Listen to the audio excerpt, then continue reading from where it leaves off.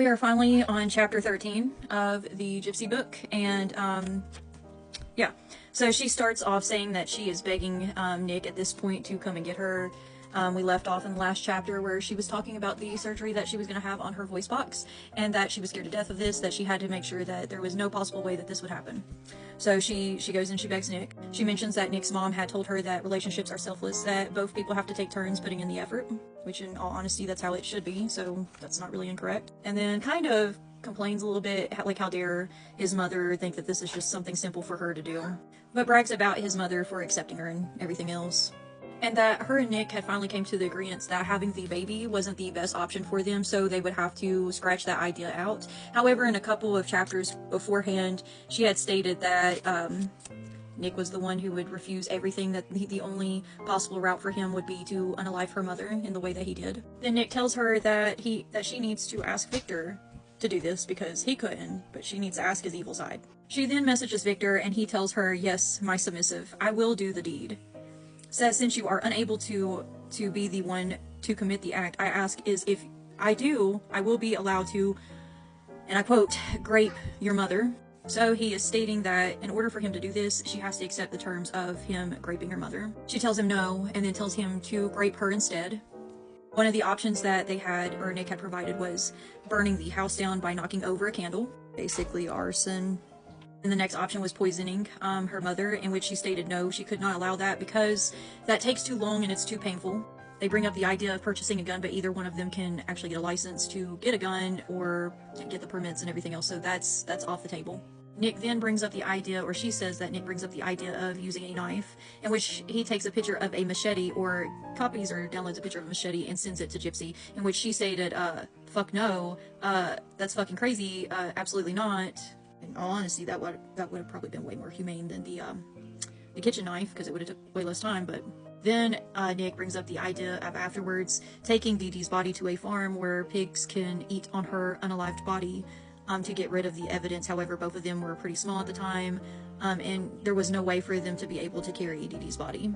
And where is this? So, like, where was this farm supposed to be? Was this Dan's farm? You know, Dan the man who had a farm in Arkansas. Was this supposed to be his farm? Is this where they were supposed to take her anyways? Like, then Gypsy has stated that Nick had brought up the idea of wanting to torture her mother before her mother's unaliving, so he wanted to play around with her before he completed the act. However, we now know, we've seen things and proof that Nick wanted this to go as fast as possible, wanted to go in there and get it done and over with and be out.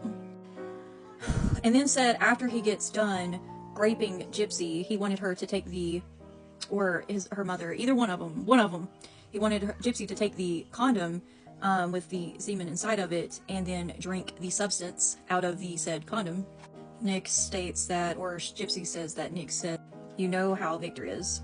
Gypsy chimes in and she's irritated because she said that Nick could have reached out to someone and had them tell him no, and he could have stopped this situation. She kind of pushes the blame on him, like he should have known better, that she was desperate, that she needed to get out, she was the victim, she wasn't thinking straight, but however, he wasn't the one that was in the situation, so he should have chimed in, told her no, or reached out to someone to tell them, which Gypsy, he did. It was in the court records. He had reached out to, I think, either a past girlfriend or a family member, either one of those two, and had stated that you had reached out to him and asked him to unalive your mother, in which this person didn't even really give a shit. They were just like, whatever. I don't understand why they didn't report anything. I guess that they never thought that Nick was serious. They knew that maybe Nick had some mental issues beforehand and that he's never been violent, so there was no reason to be really concerned.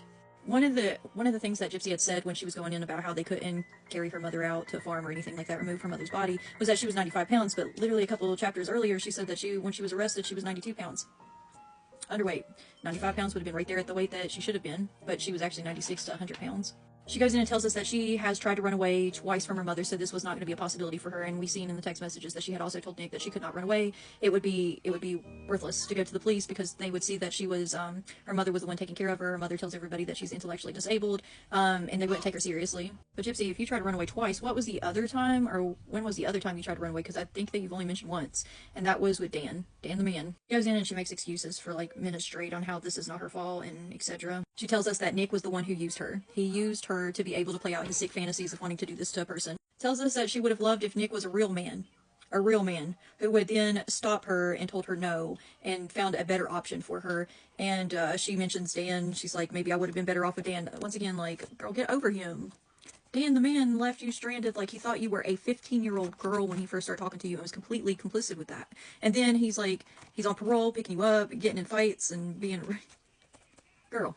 But that ends this chapter. That was basically all that we could go over. There's not really much in this one besides them talking about what they would do. She skips out on a lot of details. She doesn't mention a lot of things that she did. She doesn't mention the fact that she would wear costumes, dress as Ruby, and that she would send videos to Nick instructing him on how to unalive her mother and what she would say. She would say things like, if you love me, you'll do this. And she skips out on all these details that would make her look like a horrible person and would paint a narrative differently in regards to Nick. Like, she's just a gaslighter, a manipulator.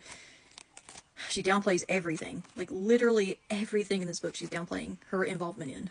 She's the abuser.